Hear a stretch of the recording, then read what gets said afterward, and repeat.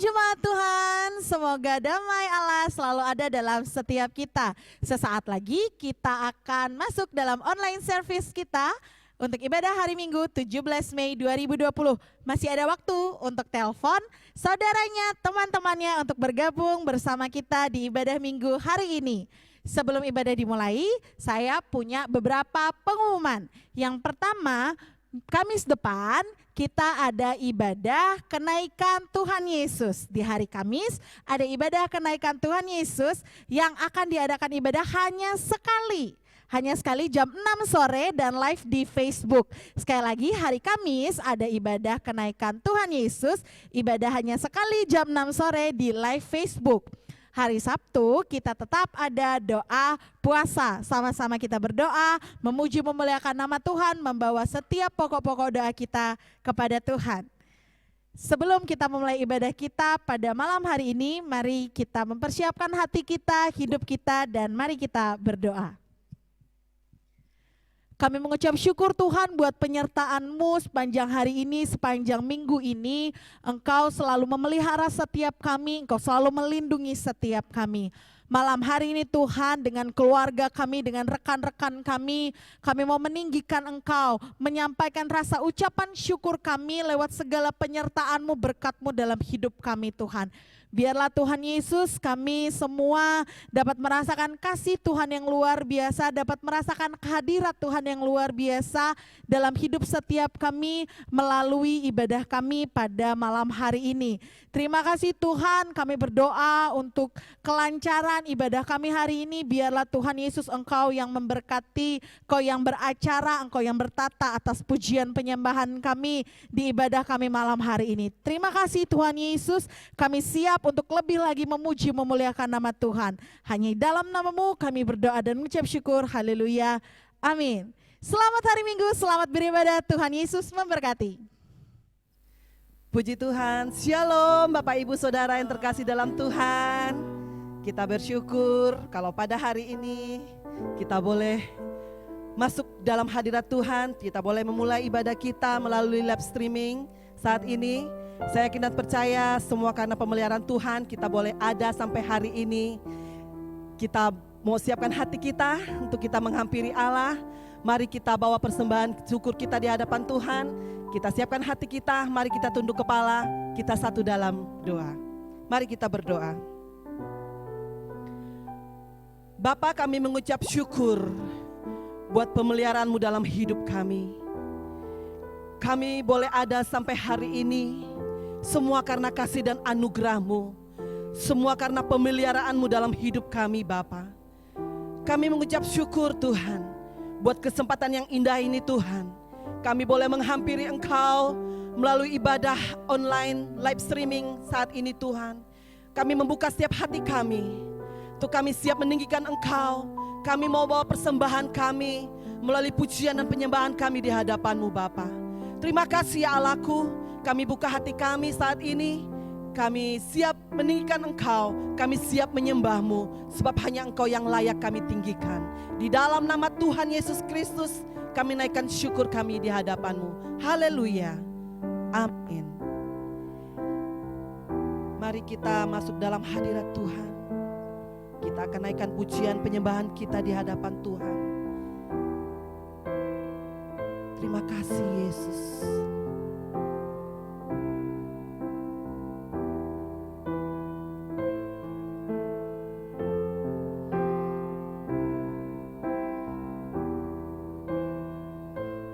Katakan Tuhan kasih-Mu. Tuhan kasih-Mu sungguhlah mempesona diriku.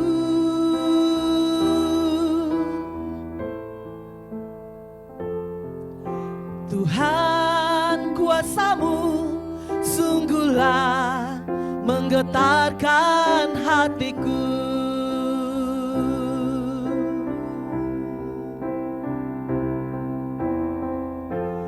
Kasih-Mu ya Tuhan yang Kau limpahkan bagiku, lebih dari yang ku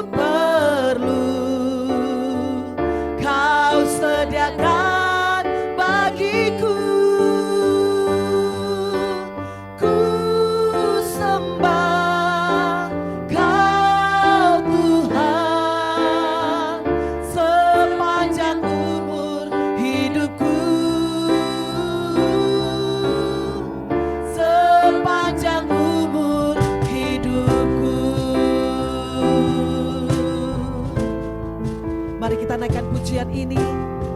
Katakan Tuhan kasih-Mu. Haleluya. Tuhan kasih-Mu sungguhlah mempesona diriku.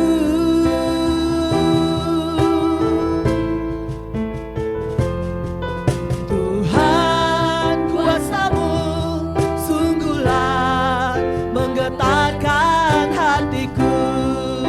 Kasih-Mu, kasih-Mu ya Tuhan, yang Kau limpahkan bagiku,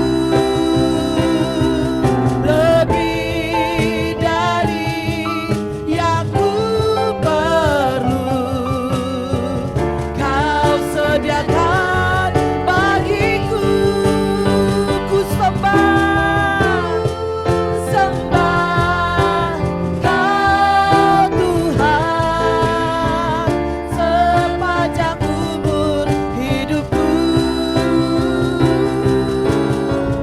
sepanjang umur hidupku. Kasih-Mu, kasih-Mu ya Tuhan, yang Kau limpahkan bagiku, lebih dari yang ku perlu. Amin. Kau sediakan bagiku. Ku sembah, ku sembah Kau Tuhan sepanjang umur hidupku, sepanjang umur hidupku, sepanjang umur hidupku, sepanjang umur hidupku. Oh, sembah Dia. Haleluya. Kasih-Mu Tuhan, kasih-Mu besar dalam hidup kami. Kami bersyukur buat pemeliharaan-Mu dalam hidup kami. Haleluya. Terima kasih Bapa. Kami bersyukur, kami bersyukur. Kasih-Mu yang tak terbatas, kasih-Mu sungguh besar dalam hidup kami. Haleluya. Kami bersyukur, kami bersyukur. Hanya kepada-Mu ya Allahku, hanya Engkau yang kami sembah, hanya Engkau yang kami agungkan, hanya Engkau lah segalanya. Oh, kami mengasihi Engkau Tuhan, sebab kasih-Mu yang begitu besar, kasih-Mu yang begitu nyata dalam hidup kami, kasih-Mu yang sempurna. Haleluya. Terima kasih Bapa, terima kasih Tuhan. Oh, haleluya. Haleluya. Kasih-Mu ya Tuhan, yang Kau limpahkan bagiku, lebih dari, oh haleluya, yang kami perlu Tuhan, Kau sediakan dalam hidup kami. Amin. Kami sembah Engkau Bapa. Oh, Kau Tuhan sepanjang umur hidup kami, sepanjang umur hidup kami menyembah-Mu Bapa. Sepanjang umur hidupku, kasih-Mu ya Tuhan, kasih-Mu ya Tuhan. Amin. Haleluya.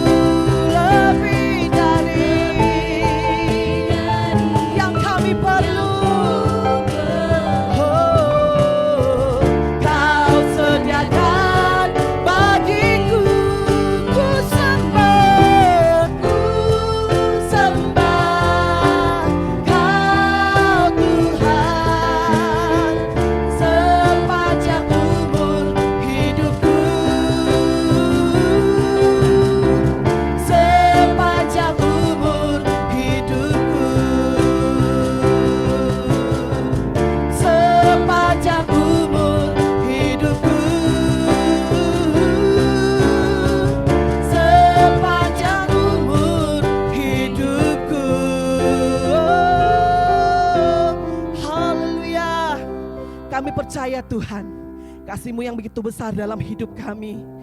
Sungguh kami bersyukur punya Allah yang begitu mengasihi kami. Saat ini Tuhan, kami mau siapkan hati kami untuk kami memberi yang terbaik melalui persembahan kami, lewat pujian dan penyembahan kami di hadapan-Mu. Biarlah ini merupakan ucapan syukur kami di hadapan-Mu.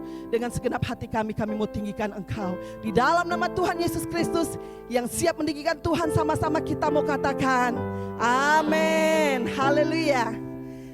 Mari saya mengajak Bapak Ibu Saudara yang ada di rumah, dimanapun saudara berada, kita mau tinggikan Allah kita percaya bahwa kita punya Allah yang sanggup melakukan segala yang perkara dalam hidup kita. Amin. Haleluya.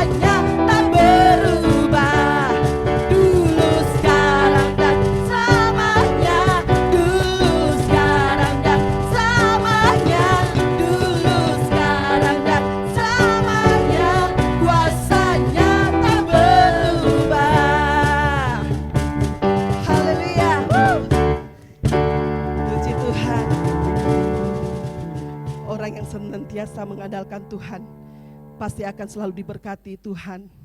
Mari Bapak Ibu Saudara, kita mau siapkan hati kita untuk kita menerima kebenaran firman Tuhan. Sebab kita percaya kekuatan yang kita alami adalah datangnya daripada Tuhan.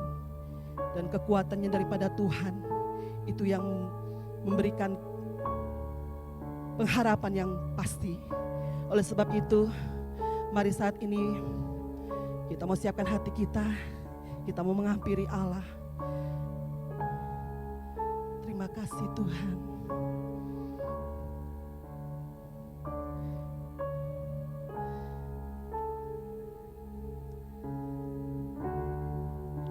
Kekuatan di jiwaku,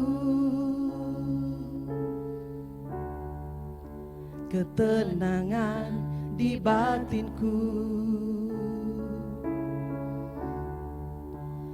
ada dalam hadirat-Mu, ku menyembah-Mu.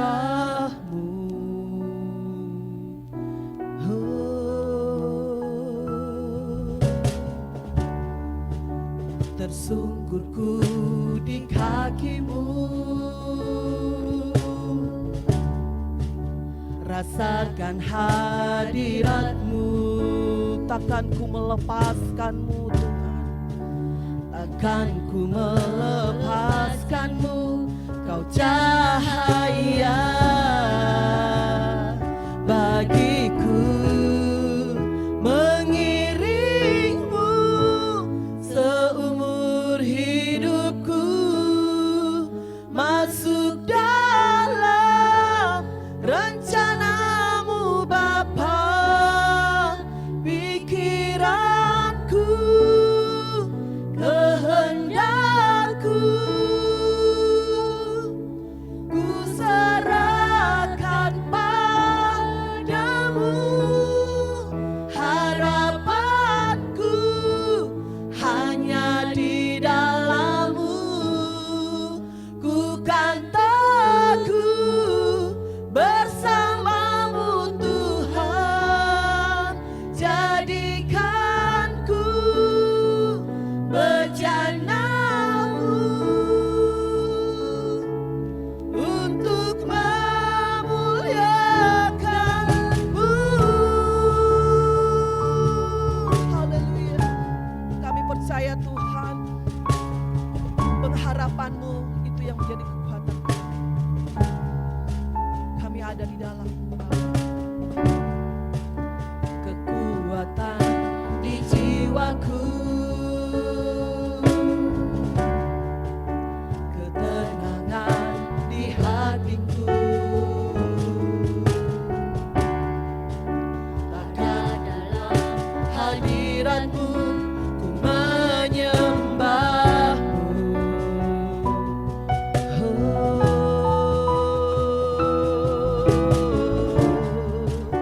Tersungkurku di kaki-Mu, rasakan hadirat-Mu.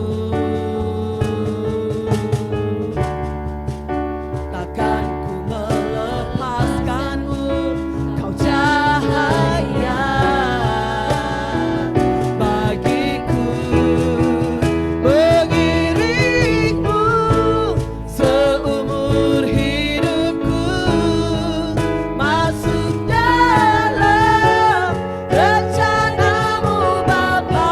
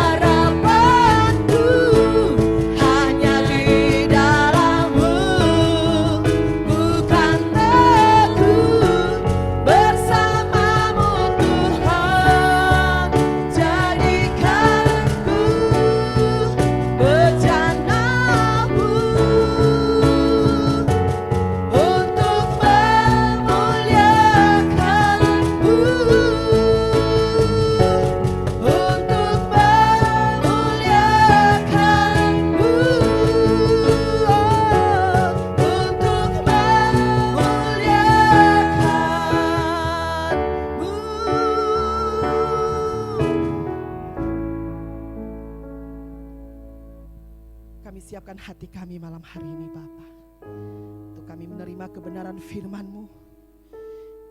Kami siapkan hati dan pikiran kami, untuk kami siap membuka hati kami. Biarlah lewat kebenaran firman-Mu saat ini Bapa, kami dikuatkan, kami diteguhkan, untuk kami tetap setia mengiring Engkau seumur hidup kami Bapa. Terima kasih Allahku, Kau berkati hamba-Mu yang menjadi saluran berkat, menyampaikan kebenaran firman-Mu Tuhan. Beri hikmat, otoritas daripada Allah, dan biarlah lewat kebenaran firman yang disampaikan menjadi rema bagi setiap kehidupan kami, pribadi lepas pribadi Tuhan. Terima kasih Bapa, Kau berkati setiap jemaat-Mu yang di rumah masing-masing Tuhan, dimanapun kami berada. Kami membuka hati kami, untuk kami siap menerima kebenaran firman-Mu.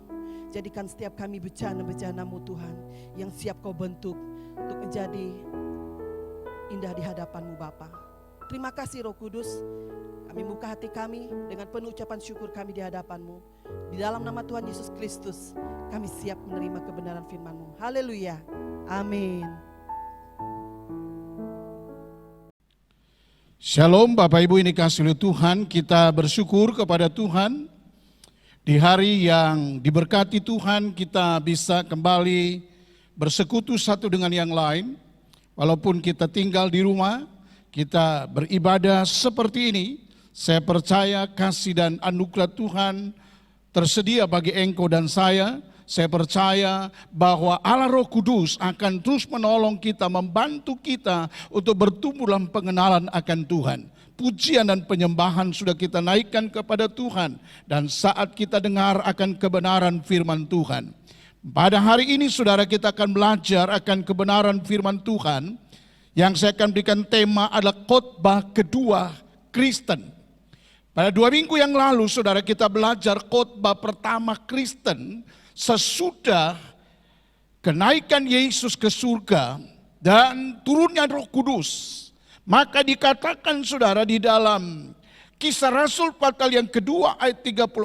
Dia berkata apa? Jadi seluruh kaum Israel harus tahu dengan pasti bahwa Allah telah membuat Yesus yang kamu salibkan itu menjadi Tuhan dan Kristus. Jadi inti saudara khotbah Kristen yang pertama, bahwa Yesus Kristus yang sudah bangkit, Yesus Kristus yang telah mengalahkan maut, telah dijadikan Tuhan dan Raja yang Mesias. Yang berarti saudara, segala kuasa yang telah di surga dan di bumi telah menjadi ada di tangan Yesus. Sebab itu Bapak dikasih Tuhan, saya katakan 2 minggu yang lalu, bahwa kekristenan dibangun atas pengakuan Yesus Kristus yang mati dan bangkit itu telah menjadi Raja dan Tuhan. Dan itulah inti kekristenan, itulah inti kepercayaan orang Kristen. Dan pada hari ini kita akan saudara mendengarkan atau belajar bersama tentang khotbah kedua Kristen. Khotbah pertama disampaikan Petrus dan khotbah yang kedua kembali disampaikan oleh Petrus. Dengan dasar pembacaan adalah Kisah Rasul pasal yang ketiga ayat 12 sampai dengan ayat yang ke-15. Firman Allah berbunyi demikian. Petrus melihat orang banyak itu lalu berkata, "Hai orang Israel, mengapa kamu heran tentang kejadian itu? Dan mengapa kamu menatap kami seolah-olah kami membuat orang ini berjalan karena kuasa atau kesalehan kami sendiri? Allah Abraham, Ishak dan Yakub, Allah nenek moyang, kamu telah serahkan dan tolak di depan Pilatus. Walaupun Pilatus berpendapat bahwa ia harus dilepaskan, tetapi kamu telah menolak yang kudus dan yang benar, serta menghendaki seorang pembunuh sebagai hadiahmu. Demikianlah ia, pemimpin kepada hidup, telah kamu bunuh, tetapi Allah telah membangkitkan dia dari antara orang mati. Dan tentang hal itu kami adalah saksi." Jadi Bapak Ibu yang dikasihi oleh Tuhan Yesus Kristus, cerita ini berawal daripada Petrus berdoa dan berjumpa dengan orang lumpuh. Dan Alkitab berkata, emas dan perak tidak ada pada kami, tetapi demi Yesus Kristus orang Nazaret bangkit dan berjalanlah. Peristiwa itu sudah begitu menggemparkan, sehingga mengundang orang banyak melihat akan hal itu. Dan mereka takjub, saudara. Maka saudara Petrus berdiri dengan berani, dengan pengurapan daripada Roh Kudus. Maka Petrus melihat orang banyak itu. Sama seperti khotbah yang pertama, bahwa Petrus berkhotbah di depan banyak orang. Dan Petrus berkata, hai orang Israel, mengapa kamu heran tentang kejadian itu? Dia berkata kepada orang-orang yang mendengar, orang-orang yang melihat mujizat kesembuhan itu. Dia berkata, kenapa kamu heran? Nah, dia berkata bahwa, mengapa kamu menatap kami seolah-olah kami membuat orang ini berjalan karena kuasa atau kesalehan kami sendiri?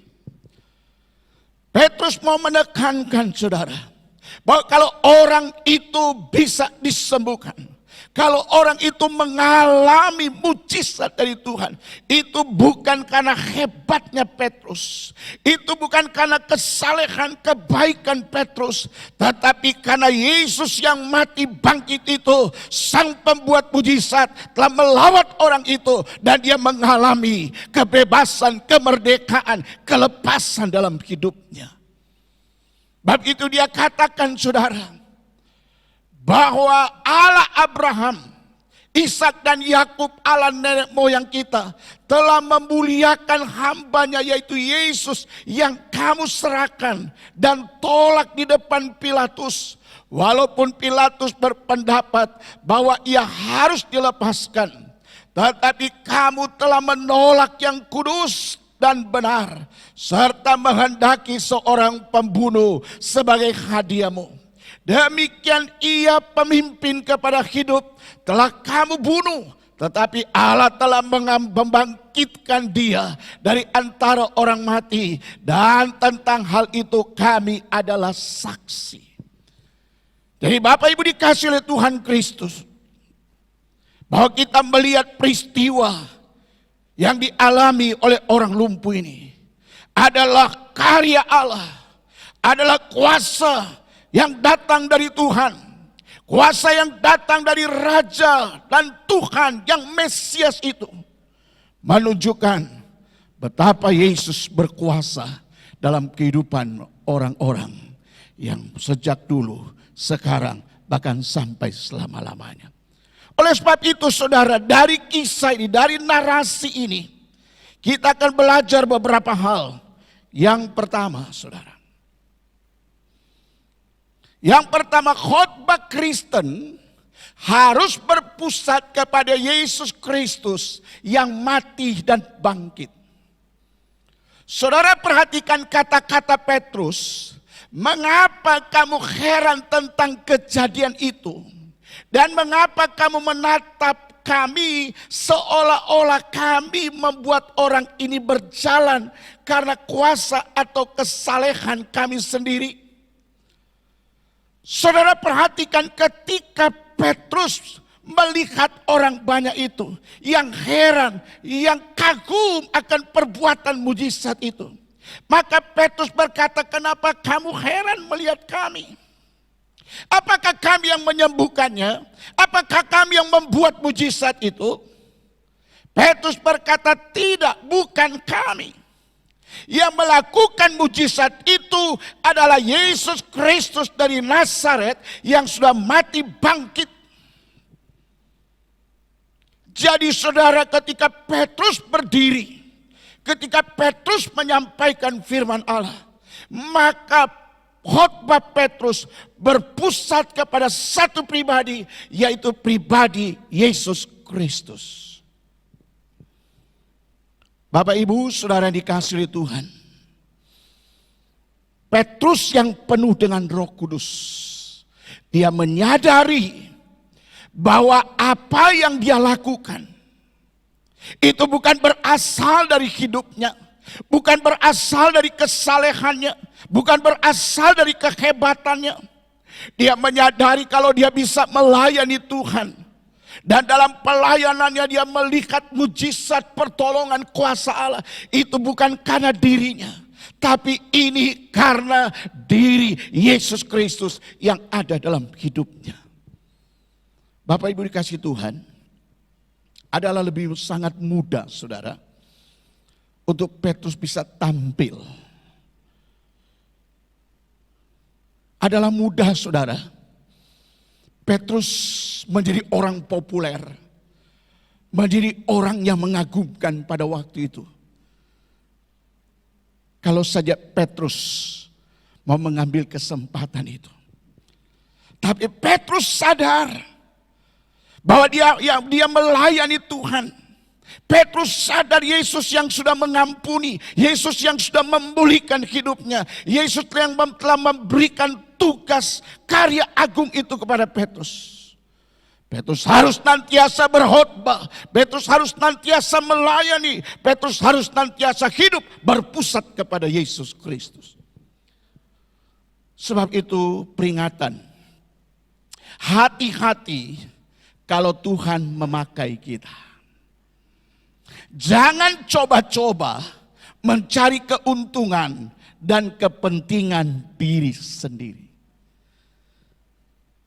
Saudara, dari khotbah Petrus ini memberikan pelajaran bagi saya, memberikan pelajaran bagi saudara, memberikan pelajaran bagi kita semua yang melayani Tuhan. Jangan coba-coba mencuri kemuliaan Tuhan. Biarlah kemuliaan Tuhan hanya untuk Tuhan. Dan kalau kita bisa dipakai oleh Tuhan, itu karena kasih karunia Allah. Kalau kita bisa berkhotbah, kalau kita bisa mengajar, kalau kita bisa bersaksi, kalau kita bisa melayani Tuhan, itu bukan karena kuat dan gagah kita, tapi oleh karena anugerah Tuhan. Sebab itu Yohanes pasal 3 ayat yang ke-30. Yohanes Pembaptis berkata, ia harus makin besar, tetapi aku harus makin kecil. Saudara, Yohanes Pembaptis juga punya kesempatan seperti Petrus. Kalau saja hanya mencari nama, mencari popularitas saudara. Kalau saja mau mencari massa, kalau saja mau mencari kehidupan, inilah kesempatan. Oh, inilah kesempatan Petrus untuk meraih segala-galanya. Ini juga kesempatan bisa diraih oleh Yohanes Pembaptis. Tapi mereka sadar, mereka hanya hamba saja. Mereka sadar bahwa kalau mereka bisa melayani, itu karena anugerah Tuhan. Sebab itu Bapak Ibu dikasih oleh Tuhan, mari kita belajar hidup berpusat kepada Kristus. Kita yang melayani Tuhan, jangan coba-coba engkau mencuri kemuliaan Tuhan. Tapi biarlah kemuliaan hanya diberikan kepada Tuhan, kepada Yesus Kristus orang Nazaret yang telah mati dan bangkit, saudara. Haleluya. Hal yang kedua, saudara. Khotbah kedua Kristen berisi apa? Khotbah Kristen harus memperhadapkan pendengar kepada pilihan. Saudara, firman Allah bukan hanya untuk menyenangkan kita. Firman Allah bukan hanya konsumsi otak kita. Firman Allah bukan sekedar pengetahuan sehingga kita bisa dapat mengetahui firman Allah dari Kejadian sampai Wahyu, saudara. Tetapi saudara, khotbah Kristen harus membawa pendengar kepada pilihan dan keputusan. Pilihan tentang apa? Pilihan bertobat atau tidak? Pilihan menerima Yesus atau tidak? Mau diselamatkan atau mau binasa? Karena Kisah Rasul pasal yang ketiga ayat 17 sampai 19 berkata apa? Hai saudara-saudara, aku tahu bahwa kamu telah berbuat demikian karena ketidaktahuan, sama seperti semua pemimpin kamu. Tetapi dengan jalan demikian, Allah telah menggenapi apa yang telah difirmankannya dahulu dengan perantaran nabi-nabinya, yaitu bahwa Mesias yang diutusnya harus menderita. Karena itu sadarlah dan bertobatlah supaya dosamu diampuni. Jadi khotbah Kristen memperhadapkan pendengar. Khotbah Kristen harus memperhadapkan jemaat, harus memperhadapkan kepada setiap orang yang mendengar dengan pilihan-pilihan. Kita tidak bisa ada di wilayah abu-abu. Kita dipaksa oleh firman Allah untuk memilih. Karena dikatakan bagian yang terakhir, karena itu sadarlah. Jadi setiap orang yang mendengarkan khotbah, setiap orang yang membaca firman Allah, setiap orang yang merenungkan firman Allah, yang pertama yang diminta, engkau harus sadar. Sadar tentang apa? Sadar tentang dosa. Sadar tentang apa? Dosa bisa membawa kepada kebinasaan. Tapi Yesus Kristus, Mesias yang hidup, akan menolong kita. Mesias yang hidup akan membawa kita kepada kehidupan yang benar-benar penuh dengan damai sentosa. Khotbah Kristen, saudara, harus memperhadapkan manusia kepada apa? Karena itu sadarlah dan bertobatlah. Ada banyak, saudara, orang datang ke gereja.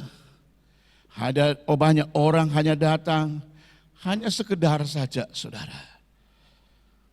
Tidak menyadari bahwa firman yang adalah pribadi Allah sendiri.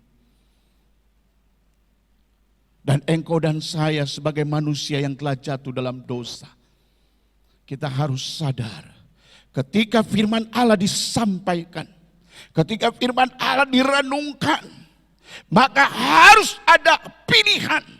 Apakah engkau mau bertobat atau tidak? Apakah engkau akan hidup tetap dalam dosa atau engkau berpindah pada hidup yang baru? Tahukah saudara? Ketika engkau sedang beribadah, ketika engkau sedang bersekutu seperti hari ini, di akhir persekutuan harus ada hal yang engkau harus lakukan. Ada keputusan-keputusan yang engkau harus ambil. Untuk supaya firman Allah itu betul-betul tertanam. Firman Allah betul-betul menjadi rema. Firman Allah itu betul-betul menjadi penuntun kehidupanmu. Bab itu karena dia katakan, karena itu sadarlah dan bertobatlah supaya dosamu dihapuskan. Dari Bapak Ibu yang dikasihi oleh Tuhan, setiap engkau mendengarkan firman Allah, ada 3 hal yang engkau harus lakukan. Ada 3 hal yang engkau harus pilih, ada 3 hal yang engkau harus putuskan setiap mendengarkan firman Allah. Yang pertama sadar. Yang kedua bertobat. Dan yang ketiga dosamu dihapus oleh Tuhan. Amin. Bagaimana dengan Bapak Ibu ketika engkau mendengarkan firman Tuhan? Adakah engkau mendengarkan firman Tuhan? Ya biasa-biasa saja. Ya enggak ada pengaruh. Firman Allah yang engkau anggap ya sepi saja. Sebab itu karena kita tidak pernah serius mendengarkan firman Tuhan, maka kita jatuh pada dosa yang sama. Setiap minggu kita berdoa, setiap hari minggu kita beribadah, tapi tidak ada pengaruh dalam kehidupan kita. Karena apa? Karena engkau tidak sungguh-sungguh kepada Tuhan.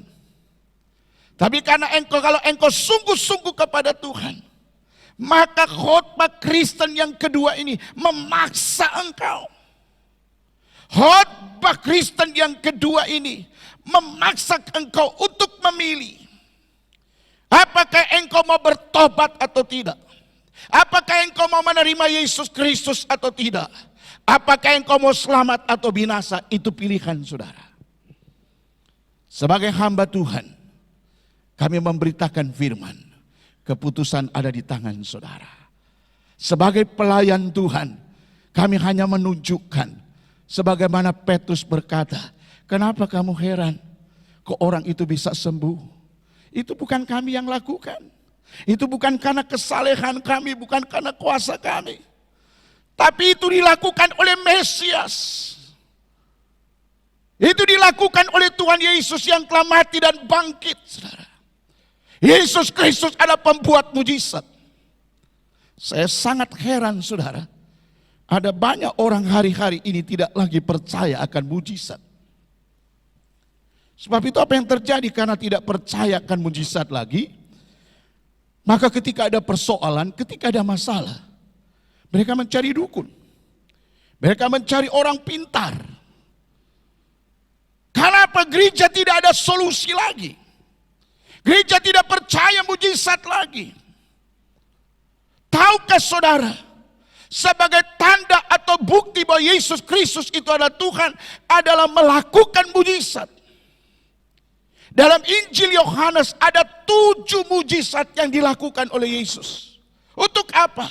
Yohanes pasal 20 berkata, setiap tanda-tanda yang dilakukan itu hanya untuk supaya apa? Supaya kamu percaya bahwa Yesus Kristus adalah Allah yang hidup. Jadi kalau kita tidak percaya lagi akan mujizat, waduh saudara, gereja akan mati saudara. Gereja akan betul-betul saudara hidup dalam kegelapan. Saya mungkin berkata, yang mujizat kan itu zaman Rasul. Mujizat itu zaman Yesus. Saudara, saya adalah orang yang mengalami mujizat itu. Saya adalah orang yang mengalami jamahan kasih Tuhan. Berapa tahun yang lalu saudara, jemaat tahu bahwa saya kena serangan jantung saudara. Yang menurut dokter ini tidak mungkin lagi bisa ditangani. Tapi saudara, betapa ajaib bahwa Tuhan menjamah kami lewat tangan-tangan dokter yang ada. Sehingga saya ada dan bisa melayani saudara sampai hari ini. Saya percaya itu mujizat Tuhan. Saya percaya itu perbuatan Tuhan. Bagaimana Tuhan memberikan waktu bagi saya. Tuhan memberikan kesempatan bagi saya untuk melayani Dia. Bukan karena saya hebat, bukan karena saya baik, bukan saudara. Tapi itu semua anugerah yang Tuhan berikan dalam kehidupan saya. Sebab itu dengar saudara, khotbah Kristen harus memperhadapkan jemaat. Harus memperhadapkan pendengar. Bahwa dia harus sadar. Dia harus bertobat. Dan dia harus mengalami pengampunan dosa. Hal yang ketiga. Kalau yang pertama tadi saudara, khotbah Kristen harus berpusat kepada Yesus. Sekali lagi saya ingatkan, jangan coba-coba kita mencuri kemuliaan yang hanya untuk Tuhan. Petrus ada kesempatan untuk mencuri kemuliaan. Yohanes Pembaptis punya kesempatan yang sangat terbuka untuk mencuri kemuliaan itu. Tapi mereka tidak lakukan karena mereka sadar mereka hanya hamba yang tidak berguna. Mereka hanya adalah alat di tangan Tuhan untuk memberitakan kabar sukacita, kabar keselamatan, Injil kekuatan Allah. Yang kedua tadi saudara, khotbah Kristen saudara harus memperhadapkan engkau. Memilih bertobat atau tidak, mau terima keselamatan atau tidak. Coba tanya kiri kanan saudara. Tanya sebelah kiri kanan saudara. Sadar atau tidak dia? Mau bertobat atau tidak dia? Mau mengalami pengampunan dosa atau tidak? Semua itu berpulang kepada saudara. Nah, hal yang ketiga saudara, khotbah Kristen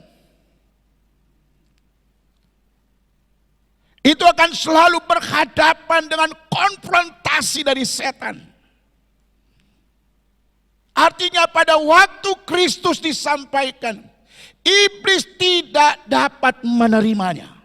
Sekali lagi, ketika kebenaran firman Allah disampaikan, maka iblis tidak bisa menerimanya. Buktinya apa? Kisah Rasul pasal yang keempat, ayat 1 sampai ayat yang ketiga.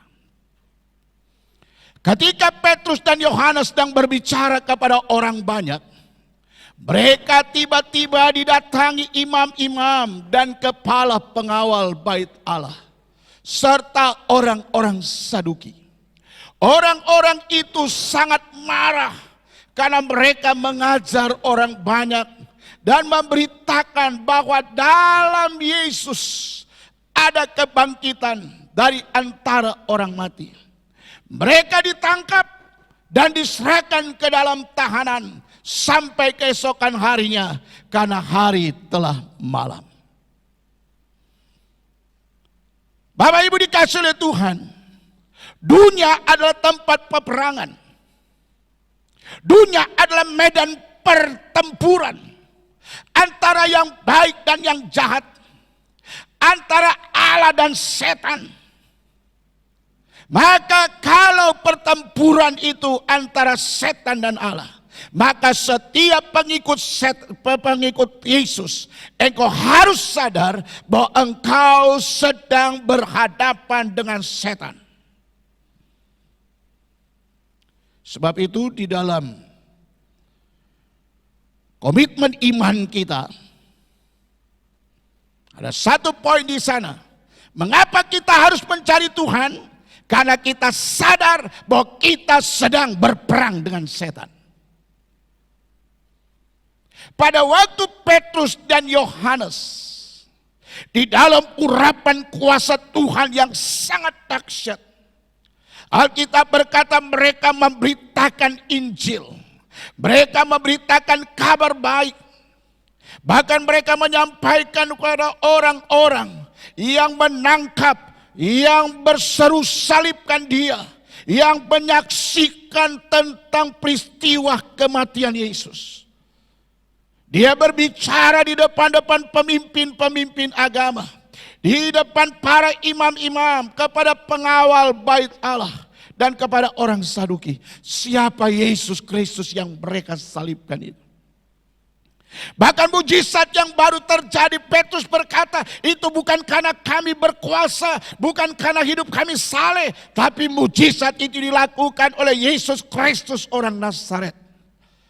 Maka saudara perhatikan saudara, Alkitab berkata saudara, mereka ditangkap, diserahkan ke dalam tahanan sampai keesokan harinya, karena hari telah malam. Saudara, ada risiko memberitakan Injil.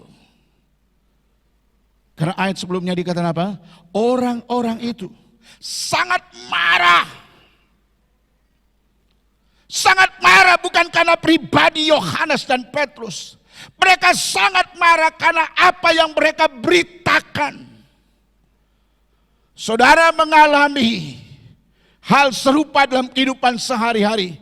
Bukan karena hidupmu. Bukan karena rumah tanggamu, bukan oleh karena karirmu, bukan oleh karena status sosialmu. Tapi ada banyak orang memusuhi engkau karena Kristus ada dalam hidupmu. Tapi saya mau katakan jangan takut saudara. Karena ketika khotbah Kristen berpusat kepada Yesus Kristus yang mati dan bangkit, iblis sangat terganggu. Dan akan berusaha untuk menghentikannya dengan berbagai cara. Tetapi pesan, jangan takut, jangan kendor, tetap beritakan. Amin.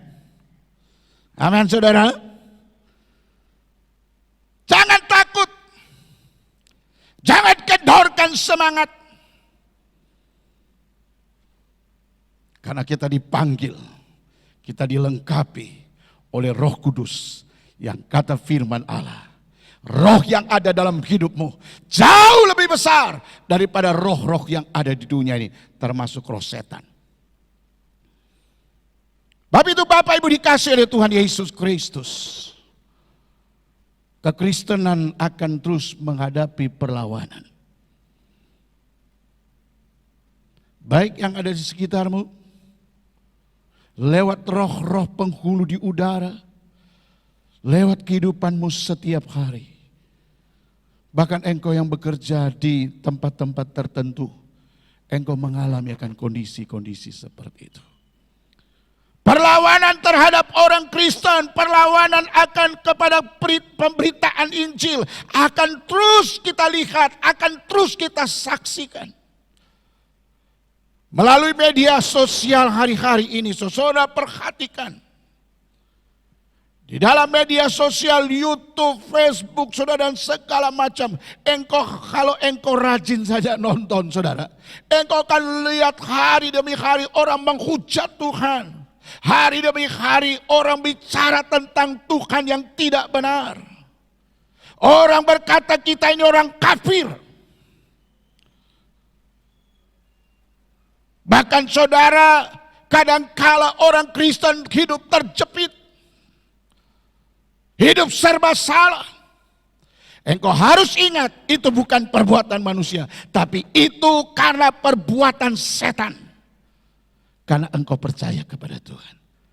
Karena engkau hidup seperti yang Tuhan inginkan.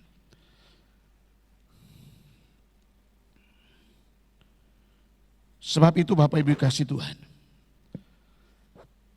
Dalam Kisah Rasul pasal yang keempat ayat 16 sampai 19. Ketika Yohanes dan Petrus ditahan, dia berkata, tindakan apakah yang harus kita ambil terhadap orang-orang ini? Sebab telah nyata kepada semua penduduk Yerusalem bahwa mereka telah mengadakan suatu mujizat yang menyolok dan kita tidak dapat menyangkalnya. Perhatikan. Pekerjaan Tuhan tidak dapat disangkal.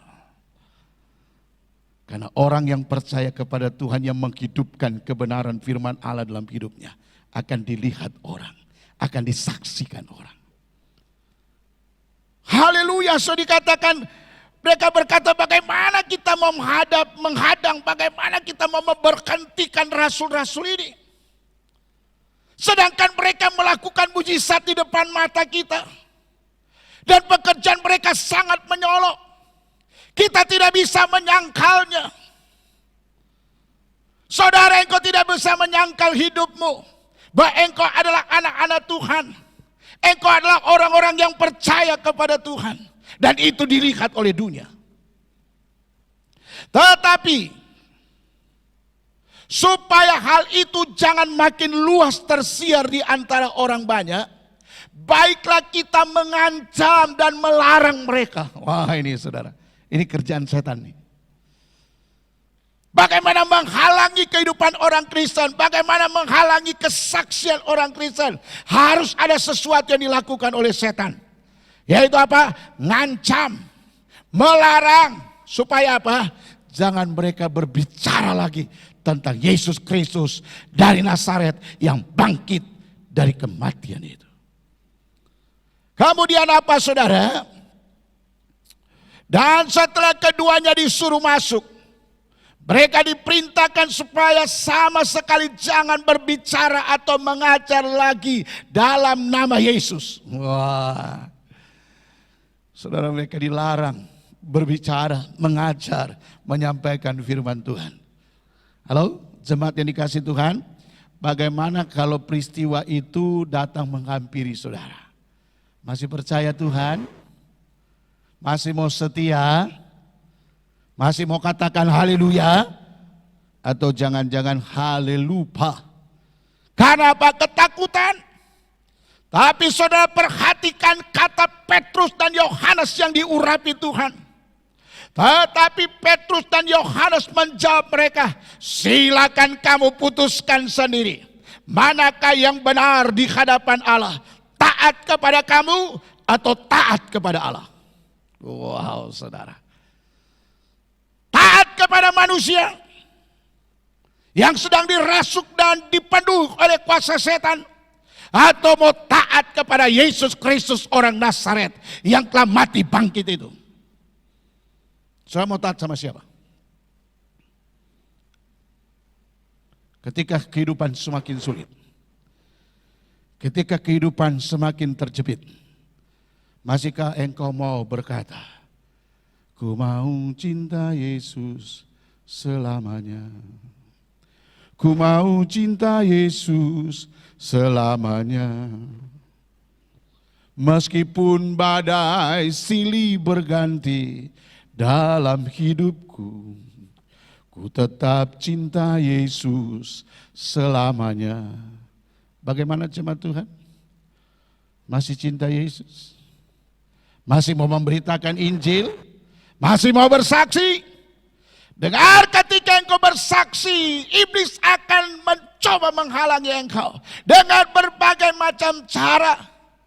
Bahkan dalam Wahyu pasal yang ke-12 ayat 12 berkata apa?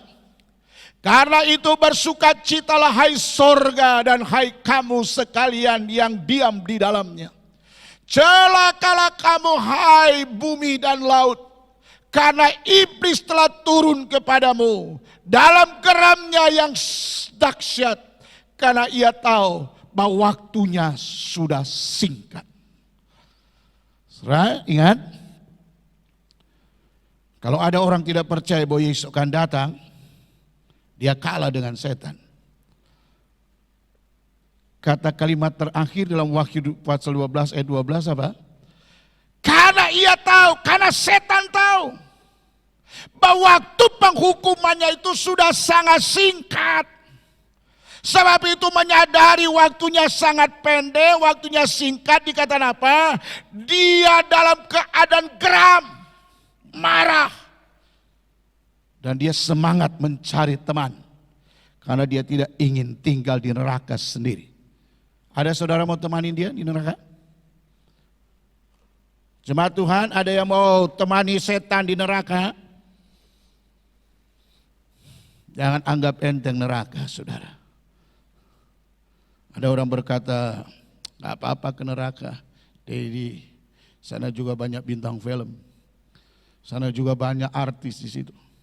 Banyak orang top di situ. Ayo, saya kasih surat jalan untuk Anda ke sana. Tapi selaku hamba Tuhan, saya mau katakan kepada saudara, jangan pernah kendor, jangan pernah takut menghadapi kehidupan Kristen yang semakin sulit ini. Karena engkau tidak didesain untuk tinggal di dunia ini. Engkau didesain untuk tinggal dalam keabadian, di dalam kerajaan sorga bersama dengan Tuhan. Sebab itu saudara menyadari khotbah Kristen yang kedua ini sangat penting. Penting bagi kita sebagai jemaat, penting bagi kita sebagai pemimpin-pemimpin gereja, pelayan-pelayan Tuhan. Biarlah Tuhan dimuliakan, biarlah Tuhan ditinggikan. Dan biarlah setiap firman Allah bukan hanya untuk menyenangkan hatimu. Tapi firman Allah adalah untuk membuat engkau sadar, bertobat, dan mengalami pemulihan Tuhan. Karena ada satu ungkapan, penyesalan tidak sama dengan pertobatan. Tuhan Yesus tidak tertarik dengan air mata yang munafik. Saudara, malam ini bertobat, saudara. Malam ini sadar bahwa Tuhan mengasihi engkau dan Tuhan mau engkau bertobat. Engkau kembali memperbaharui komitmenmu kepada Tuhan. Mungkin selama ini engkau merasa orang Kristen, ya sudah jadi Kristen, hidup begini-begini saja. Tapi malam ini, saya mau katakan pada saudara, sadar, bertobat, dan Tuhan mau memulihkan engkau.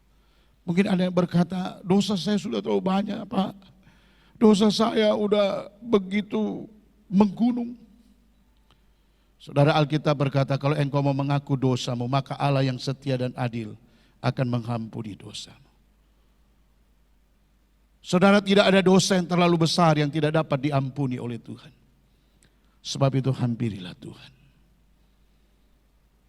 Pilihlah engkau mau ikut Tuhan atau tidak. Mau bertobat atau tidak malam ini. Dan bagi engkau sedang mengalami kesulitan. Bagi engkau sedang menghadapi peperangan iman. Mungkin ada penolakan dari keluarga, ada penolakan dari kelompok di mana engkau ada. Oleh karena engkau mengasihi Tuhan, oleh karena engkau percaya Tuhan. Biarlah engkau tetap percaya, tetap setia kepada Tuhan. Amin buat firman Tuhan.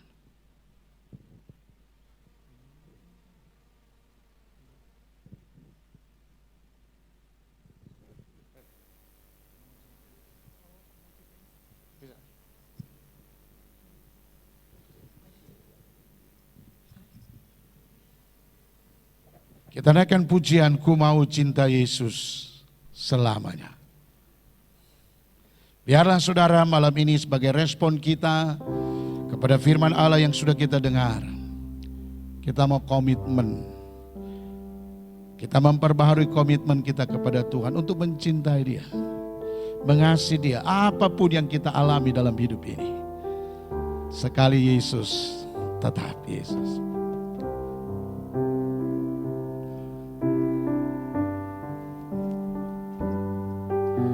Mau cinta Yesus selamanya. Ku mau cinta Yesus selamanya. Meskipun badai silih berganti dalam hidupku, ku tetap cinta Yesus selamanya. Ku mau cinta Yesus. Mau cinta Yesus selamanya. Haleluya. Ku mau cinta Yesus selamanya. Meskipun badai silih berganti dalam hidupku, ku tetap cinta Yesus selamanya. Ya Aba Bapa, haleluya. Bapa, ini aku anakmu, layakkanlah seluruh hidupku. Haleluya. Bapa, ini aku anakmu, pakailah sesuai dengan rencanamu. Mari jemaat Tuhan, engkau yang ada di rumah, mari bangkit berdiri di hadapan Tuhan. Engkau angkat pujian ini dengan sungguh-sungguh. Mungkin engkau lemah hari ini, mungkin hari-hari ini engkau mengalami persoalan yang besar. Bahkan mungkin ada di antara saudara yang sudah berpikir untuk meninggalkan Tuhan, tidak mau melayani Tuhan lagi. Malam ini Tuhan mengasihi engkau, Tuhan mengasihi engkau, tapi itu Dia mau melawat engkau. Mungkin hari ini engkau sakit, Tuhan akan buat mujizat dalam hidupmu. Haleluya. Layakkanlah seluruh hidupku. Ya Aba Bapa, ini aku anakmu, pakailah sesuai dengan rencanamu. Katakan ya Aba, ya Bapa, amin. Dengan sungguh-sungguh kepada Tuhan. Oh haleluya. Layakkanlah seluruh hidupku. Ya Aba Bapa, ini aku anakmu, pakailah sesuai dengan rencanamu. Pakailah sesuai dengan rencanamu. Pakailah sesuai dengan rencanamu. Bapa, sesudah kami mendengarkan firman Allah, kami membiarkan Roh Kudus untuk terus mengajar kami, sehingga kami semakin mengerti akan kebenaran firman-Mu Tuhan. Kami tahu hidup kami harus berpusat kepada Yesus. Kami harus memberitakan tentang Engkau. Kami harus menghidupi kebenaran firman Allah yang sudah kami dengar. Terima kasih Tuhan untuk karya yang besar yang Kau telah beri bagi kami, sehingga kami boleh ada dan kami diperkenankan melayani akan Engkau, bekerja untuk Engkau ya Tuhan. Dan kami tahu Tuhan ada tantangan dalam hidup ini, tapi kami percaya Roh-Mu yang ada dalam kehidupan kami akan mengajar kami bagaimana kami bersikap, bagaimana kami bertindak, sehingga kami menjadi anak-anak Tuhan yang hidup dalam kemenangan ya Tuhan. Bapak itu Bapa di surga, biarlah Engkau taruhkan firman-Mu dalam hidup kami. Sehingga itu akan memimpin, akan memberikan inspirasi bagi kami. Menjalani kehidupan yang Engkau berikan bagi kami. Hamba berdoa bagi seluruh jemaat Tuhan. Bagi saudara-saudara kami yang mendengarkan firman Tuhan hari ini. Kami tidak tahu apa yang menjadi persoalan dan pergumulan mereka. Tapi satu hal Tuhan, Engkau mau kami bertobat Tuhan. Engkau mau kami diselamatkan. Oleh sebab itu hamba berdoa dalam nama Yesus. Biarlah Engkau teguhkan keselamatan yang Engkau telah berikan bagi kami. Kalau ada di antara kami yang ragu-ragu tentang keselamatan, dalam nama Yesus, malam ini Yesus Kristus orang Nazaret yang sudah mati dan bangkit akan menyelamatkan kami. Kalau ada teman-teman kami yang sedang menghadapi peperangan iman Tuhan, Engkau berikan keberanian bagi mereka untuk terus hidup di dalam Engkau. Dan kami tahu Engkau adalah pembela kami yang ajaib ya Tuhan. Kalau ada antara jemaat yang sedang mengalami sakit penyakit, kami berdoa dalam nama Yesus, Engkau disembuhkan, Engkau dikuatkan, Engkau diberikan pengharapan. Kalau ada Engkau yang susah hari-hari ini, biarlah penghiburan yang sejati dari Tuhan akan turun atas Engkau. Sehingga Engkau akan mengalami kemenangan di masa-masa susah dan sukar-Mu. Terima kasih Tuhan Yesus, berkati setiap pribadi jemaat-Mu, setiap pribadi kami yang mendengar, berkati setiap pernikahan kami, berkati setiap anak-anak, cucu kami dimanapun mereka berada ya Tuhan. Kami terus berdoa untuk pemerintah bangsa dan negara kami. Engkau berkati bangsa kami, Engkau berkati pemerintah kami. Di tengah-tengah menghadapi COVID-19 ini Tuhan, Engkau terus berikan hikmat bagi pemerintah kami, baik pusat daerah, bahkan sampai di pedusunan yang ada, supaya semua bisa bekerja sama menghadapi tantangan ini. Kami juga berdoa untuk kondisi ekonomi bangsa kami. Tuhan memberkati ekonomi bangsa kami. Kami percaya Tuhan akan pelihara bangsa kami. Tuhan akan pelihara anak-anak-Mu. Kami juga berdoa untuk hamba-hamba Tuhan dimanapun mereka sedang melayani Engkau. Biarlah Allah Roh Kudus akan terus menyertai pelayanan kami, sehingga pelayanan kami disertai dengan tanda-tanda heran, mujizat Allah, supaya orang mengakui Yesus Kristus adalah Tuhan dan Juru Selamat. Terima kasih Tuhan Yesus, terima kasih. Semua tim pelayan hari ini Tuhan memberkatinya. Terima kasih Tuhan. Jemaat dan pendengar yang Tuhan kasih, arahkan mata hati imanmu kepada Tuhan dan terima berkat dari Tuhan.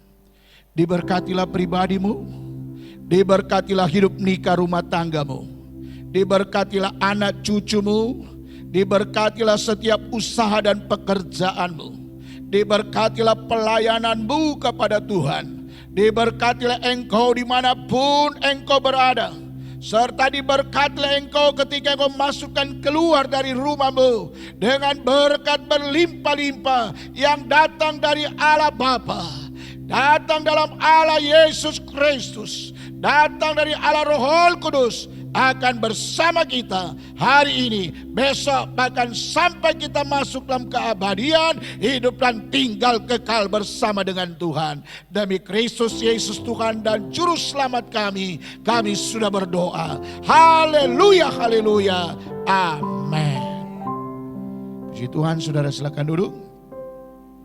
Sebagai pemberitahuan saja saudara, pada hari Kamis kita akan tetap ada malam doa.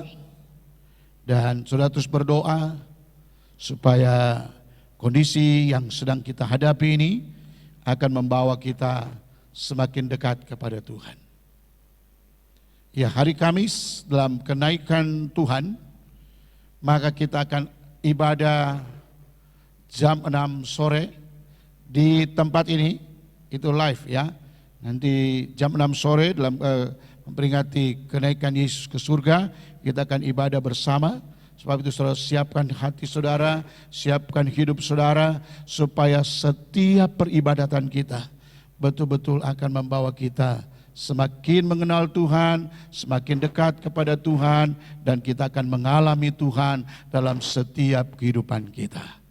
Tuhan Yesus memberkati saudara, tetap kuat, tetap percaya, tetap setia kepada Tuhan. Shalom.